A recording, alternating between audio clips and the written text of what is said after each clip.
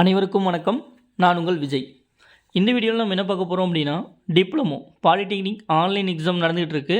அதில் நம்ம எழுதின பேப்பரை எப்போ காலேஜுக்கு அனுப்பிச்சி வைக்கணும் அப்படிங்கிற டீட்டெயில் ஜூன் 23 ஈவினிங் டோட் மூலமாக எல்லா காலேஜஸ்க்கும் ஒரு சர்க்குலர் ரிசீவ் ஆச்சு. ஸோ அதில் பார்த்தீங்க அப்படின்னா நம்ம ஏற்கனவே அப்டேட் கொடுத்துருந்தோம். இருந்தாலும் ஒரு சில மாணவர்களுக்கு பார்த்திங்கன்னா அதில் நிறைய சந்தேகங்கள் இருக்குது. அந்த சந்தேகங்களை தீர்க்கும் விதமாக இந்த வீடியோ இருக்கும். வீடியோவை முழுமையாக ஸ்கிப் பண்ணாமல் பாருங்கள். அப்போ தான் உங்களோட கேள்விகளுக்கான விடை இதில் கிடைக்கும்.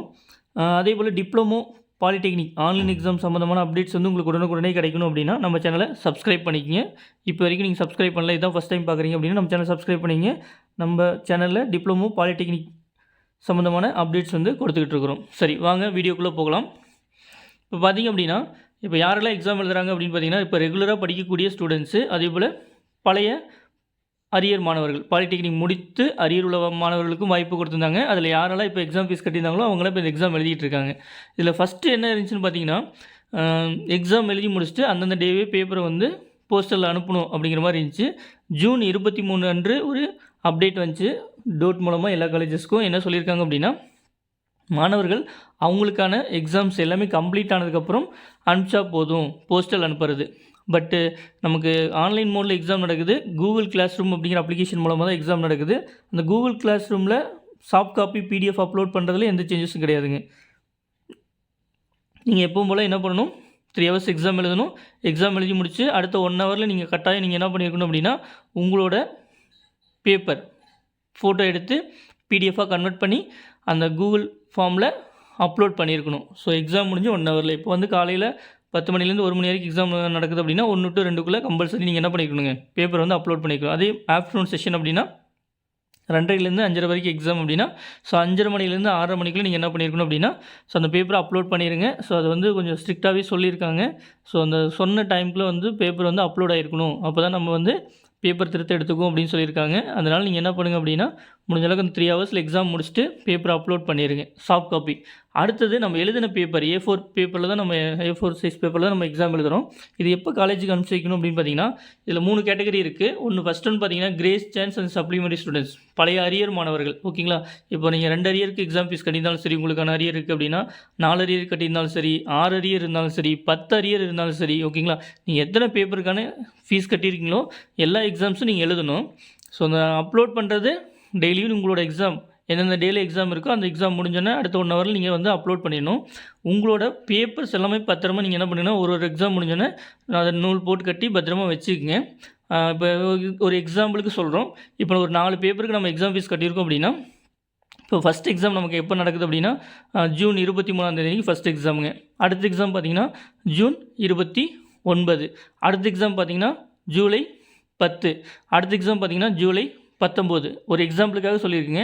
இந்த மாதிரி ஒவ்வொரு நாளும் ஒரு எக்ஸாம் நமக்கு நடக்குது. 4 எக்ஸாம் தான் மொத்தமாக நமக்கு. இப்போ நம்ம எப்போ நம்மளோட பேப்பரை நம்ம காலேஜுக்கு, படித்த காலேஜுக்கு தான் அனுப்பிச்சி வைக்க போகிறோம். மேக்ஸிமம் படித்த காலேஜ் தான் நமக்கு எக்ஸாம் சென்டராக இருக்க போது. அந்த காலேஜுக்கு எப்போ அனுப்பிச்சி வைக்கிறோம், இந்த 4 பேப்பரையும் நம்ம தனித்தனியாக ஒவ்வொரு நாள் எழுதின பேப்பர் என்ன பண்ணியிருப்போம் அப்படின்னா, நூல் போட்டு கட்டி வச்சுருப்போம். ஆனால் திரும்ப சொல்கிறேங்க, என்ன பண்ணியிருக்கணும், அந்த எக்ஸாம் எழுதின அந்த டேவே கூகுள் ஃபார்மில் PDF ஃபைல் அப்லோட் ஆகிருக்கணும். சரி, இப்போ நாலுமே நம்ம என்ன பண்ணிட்டோம், தனித்தனியாக வச்சுருப்போம்.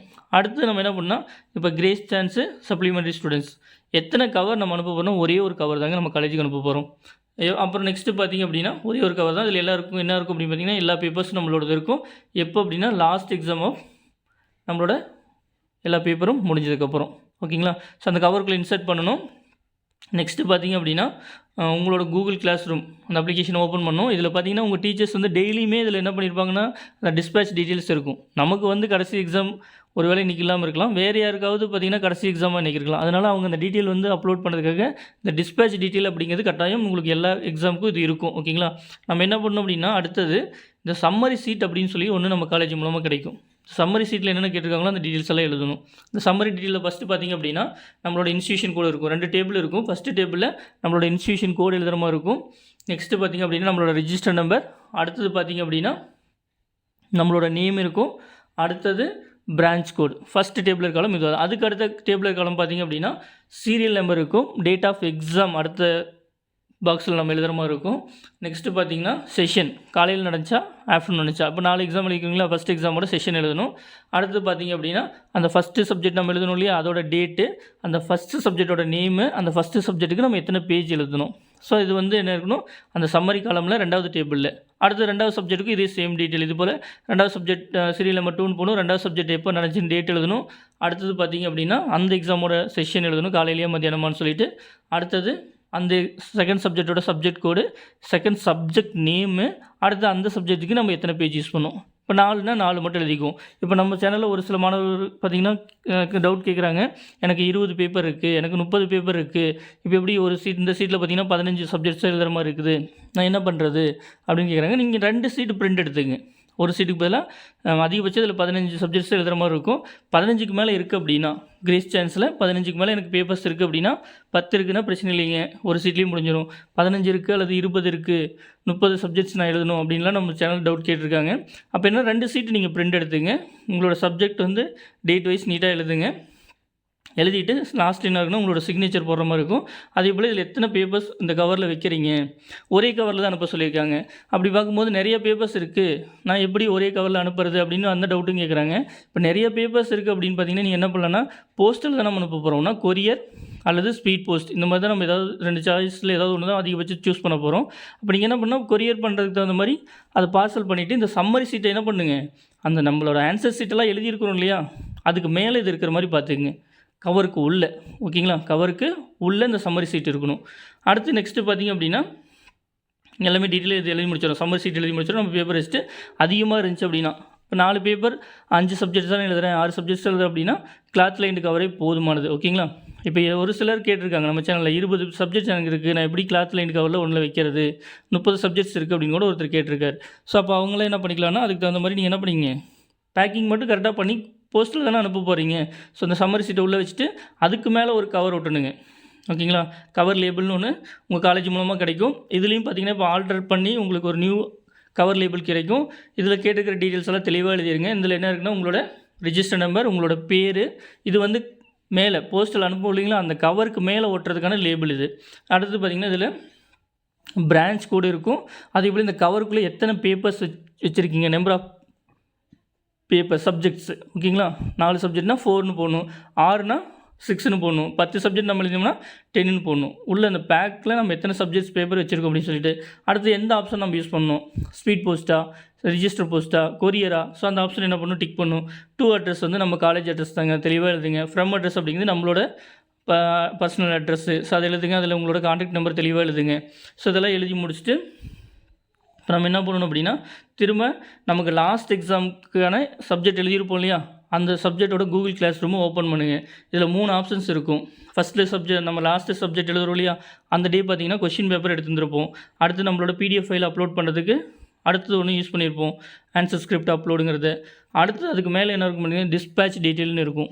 நம்மளோட லாஸ்ட் எக்ஸாம் நம்ம முன்னாடி சொன்ன மாதிரி ஜூன் 24 ஒரு எக்ஸாம், ஜூன் 29 ஒரு எக்ஸாம், ஜூலை 15 ஒரு எக்ஸாம், ஜூலை 19 ஒரு எக்ஸாம் அப்படின்னா டிஸ்பேட்ச் டீட்டெயிலில் நம்ம எப்போ கொடுக்கணுங்க, கூகுள் கிளாஸ் ரூம்குள்ளே எப்போ கொடுக்கணும் அப்படின்னா, நம்மளோட பேப்பரை சென்ட் பண்ணி முடிச்சுட்டு நமக்கு ஒரு சின்ன ஸ்லிப் கொடுப்பாங்க இல்லைங்களா, ரிசிப்ட்டு. அந்த ரிசிப்ட்டை ஒரு ஃபோட்டோ எடுத்து வச்சுக்கிட்டு அதுக்கப்புறம் தான் நம்ம என்ன பண்ணணும், இந்த கூகுள் கிளாஸ் ரூமை ஓப்பன் பண்ணணும். இதில் கேட்டிருப்பாங்க, என்னென்ன டீட்டெயில்ஸ் கேட்டிருப்பாங்கன்னு பார்த்தீங்கன்னா, உங்களோட இன்ஸ்டியூஷன் கோடு, அடுத்தது பார்த்திங்க அப்படின்னா உங்களோட ரெஜிஸ்டர் நம்பர், அந்த கூகுள் ஃபார்ம் ஓப்பன் பண்ணி இந்த டீட்டெயிலாம் கேட்கும். அடுத்தது பார்த்திங்கன்னா நேம் ஆஃப் தி ஸ்டூடெண்ட், உங்களோட பேர். இதில் பார்த்திங்கன்னா சப்ஜெக்ட் கோட்ஸ் அப்படின்னு இருக்கும். சப்ஜெக்ட் கோட் பார்த்திங்கன்னா அந்த சம்மரி சீட்டை வச்சு தான் நம்ம என்ட்ரி போடுற மாதிரி இருக்கும், ஓகேங்களா. ஆனால் நம்ம சம்மரி சீட்டை என்ன பண்ணியிருப்போம், ஆல்ரெடி போஸ்ட்டில் அனுப்பிச்சிருப்போம். நீங்கள் என்ன பண்ணிங்க அப்படின்னா அந்த சம்மரி சீட்டை நீங்கள் ஒரு ஜெராக்ஸ் எடுத்து வச்சுக்கிங்க. இது என்ட்ரி போகிறதுக்கு கொஞ்சம் யூஸ்ஃபுல்லாக இருக்கும். அதை பார்த்து நீங்கள் என்ட்ரி போட்டிங்கன்னா கொஞ்சம் ஈஸியாக இருக்கும். சம்மரி சீட்டை வந்து இதில் வைக்கிறீங்க இல்லைங்களா, அந்த போஸ்ட்டில் அனுப்பக்கூடிய கவருக்குள்ளே வைக்கிறீங்க இல்லையா, அதை வந்து நீங்கள் ஒரு ஜெராக்ஸ் எடுத்து வச்சுங்க. இது நம்ம வந்து கம்ப்ளீட் பண்ணுறதுக்கு ஈஸியாக இருக்கும். 2 சப்ஜெக்ட் 3 சப்ஜெக்ட்னா பிரச்சனை இல்லை. இப்போ 6 சப்ஜெக்ட் 10 சப்ஜெக்ட் 15 சப்ஜெக்ட் அப்படிங்கும்போது அந்த சம்மரி சீட்டை நீங்கள் வந்து உள்ள அந்த போஸ்டல் கவருக்குள்ளே வைக்கிறதுக்கு முன்னாடி ஒரு ஜெராக்ஸ் எடுத்து வச்சுக்கோங்க, ஓகேங்களா. அட்லீஸ்ட் ஒரு ஃபோட்டோனாச்சும் உங்கள் மொபைலில் எடுத்து வச்சுங்க. இது வந்து கம்ப்ளீட் பண்ணுறதுக்கு ஈஸியாக இருக்கும். சப்ஜெக்ட்ஸ் கோட் கேட்கும்போது ஒவ்வொரு சப்ஜெக்ட் கோடாக கொடுத்துட்டு, இப்போ 10 சப்ஜெக்ட்னா 10 சப்ஜெக்ட் கோடையும் டைப் பண்ணணும். அடுத்து பார்த்திங்கன்னா நம்பர் ஆஃப் பேஜஸ் எத்தனை அனுப்பணும், அதாவது எத்தனை சப்ஜெக்ட்ஸு, ஓகேங்களா, எத்தனை நம்பர் ஆஃப் ஆன்சர் ஸ்கிரிப்ட்டு அனுப்பிச்சோம் அப்படிங்கிற டீட்டெயில். 6 சப்ஜெக்ட் அனுப்பிச்சிருந்தா 6, 5 அனுப்பிச்சிருந்தோம்னா 5, 4 அனுப்பிச்சிருந்தா 4, 7னா 7 போடுங்க. அடுத்தது பார்த்தீங்க அப்படின்னா டிஸ்பேட்ச் மோடு, எந்த மோடு யூஸ் பண்ணீங்க, ஸ்பீட் போஸ்ட்டா, கொரியரா, அடுத்து பார்த்தீங்கன்னா ரிஜிஸ்டர் போஸ்ட் அப்படிங்கிறது நீங்கள் செலக்ட் பண்ணுற மாதிரி இருக்கும். அடுத்து எந்த பிளேஸ்லேருந்து அனுப்பிச்சிங்க அப்படிங்கிற டீட்டெயில் கொடுக்கணும்.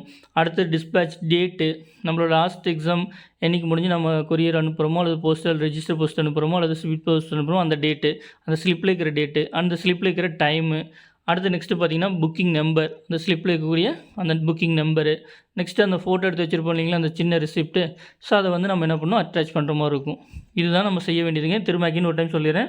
இப்போ புதுசாக வந்த சர்க்குலர் படி நம்ம என்ன பண்ணணும் அப்படின்னா, கிரேஸ் சான்ஸ் ஸ்டூடெண்ட்ஸு ஒரே ஒரு கவர் தான் நம்ம என்ன பண்ணணும், நம்ம காலேஜுக்கு அனுப்பிச்சி வைக்க போகிறோம். நமக்கு எத்தனை பேப்பர் அரியர் இருந்தாலும் சரி, ஓகேங்களா. ஸோ ஒரே ஒரு கிளாத் லைன் கவர் தான் யூஸ் பண்ண சொல்லியிருக்காங்க. ஸோ ரொம்ப அதிகமான பேப்பர்ஸ் இருக்கிறவங்க அதுக்கு தகுந்த மாதிரி நீங்கள் வந்து உங்களோட பேக்கிங் பண்ணிக்கங்க உங்களோட பேப்பரை. ஸோ அந்த பேக்கிங் பண்ணுறதுக்கு முன்னாடி நீங்கள் என்ன பண்ணிங்கன்னா, ஆர்டராக வைக்கணும் சப்ஜெக்ட்ஸை.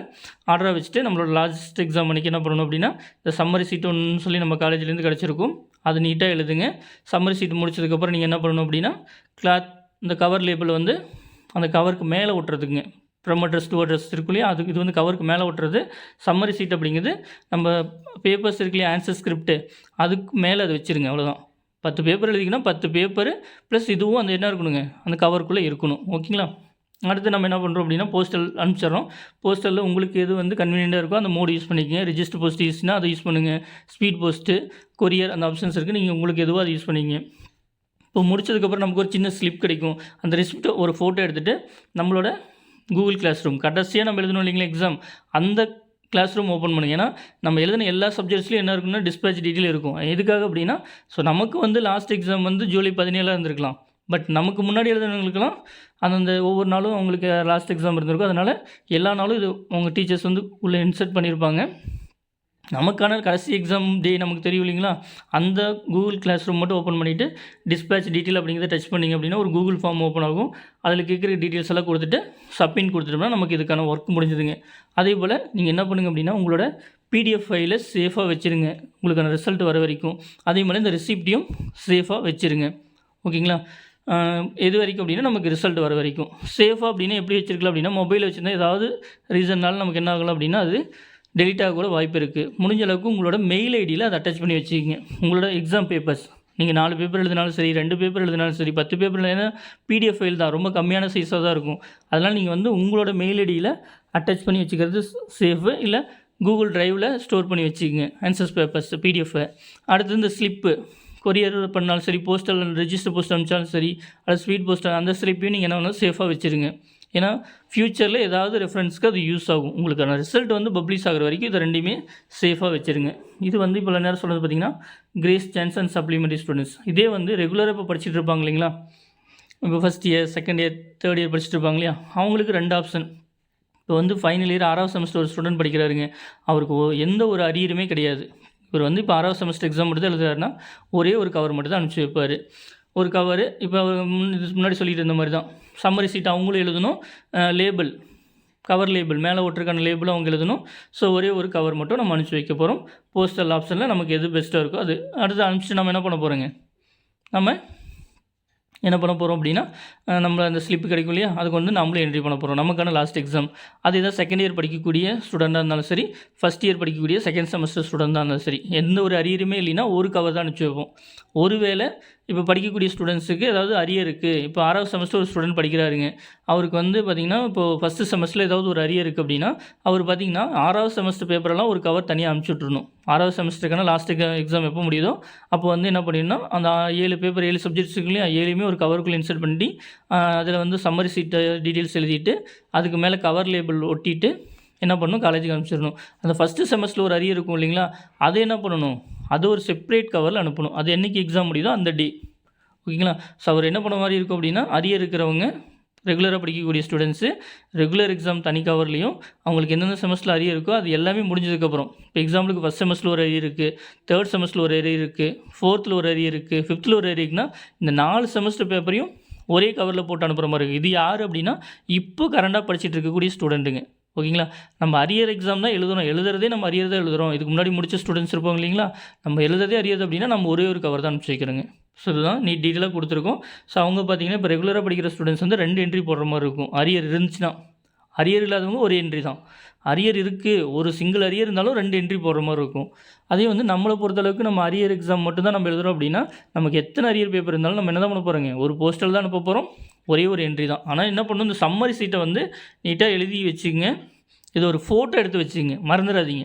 ஏன்னா இது இருந்தால் தான் நம்ம என்ன பண்ண முடியும், திரும்ப கூகுள் கிளாஸ் ரூம் ஓப்பன் பண்ணி நம்ம என்ட்ரி போடும்போது நம்மகிட்ட என்ன கேட்குன்னா, என்னென்ன சப்ஜெக்ட்ஸ் எழுதுனீங்க, சப்ஜெக்ட் கோடு ஏன்னா சப்ஜெக்ட் கோடு ஞாபகம் வச்சுக்கிறது அப்படிங்கிறது சிரமம். அந்த சம்மரி சீட்டை ஃபோட்டோ எடுத்து வச்சுருந்தீங்களாவோ இல்லை ஜெராக்ஸ் வச்சுருந்தீங்களாவோ என்ட்ரி போகிறதுக்கு ஈஸியாக இருக்கும். ஓகேங்களா? ஸோ இதுதான் புதுசாக வந்துருக்கிற டீட்டெயிலுங்க. ஓகேவா? ஸோ ஒரே ஒரு கவர் தான் அனுப்புகிறோம். இது ஏன்னா நிறைய நண்பர்கள் பார்த்திங்கன்னா டவுட்ஸ் நிறைய கேட்டாங்க. அதற்கான விளக்கம் கொடுக்கணும் அப்படிங்கிறதுக்காக தான் இந்த வீடியோ நம்ம ரெடி பண்ணியிருக்கோம். அதே போல் இந்த கவர் லேபிளும் பார்த்திங்க அப்படின்னா உங்களுக்கு நியூ லேபிள் கிடைக்கும்னு நினைக்கிறேன். உங்கள் காலேஜ் மூலமாக நீங்கள் ரிசீவ் பண்ணுற மாதிரி இருக்கும். இந்த சம்மரி சீட்டும் பார்த்திங்கன்னா உங்கள் காலேஜ் மூலமாக ரிசீவ் பண்ணுற மாதிரி இருக்கும். ஸோ இது ஏற்கனவே இருந்தால் கவர் லேபிளில் ஒரு சேஞ்சஸ் பண்ணியிருக்காங்க. ஸோ இதுதான் இப்போ நம்ம நியூவாக எழுதுகிற மாதிரி இருக்கும். இது பார்த்திங்கன்னா இப்போ நம்ம ஒரு பிரிண்ட் தான் எடுக்கிற மாதிரி இருக்கும் அதிகபட்சம். ஓகேங்க, முன்னாடி பார்த்திங்கன்னா ஒவ்வொரு சப்ஜெக்ட்டுக்கும் ஒன்று எடுத்துகிட்டு இருந்தோம். இப்போ நம்ம ஒரே ஒரு கவர் தான் அனுப்ப போகிறோம். அதனால் ஒரு பிரிண்ட் மட்டும் எடுக்கிற மாதிரி இருக்கும்.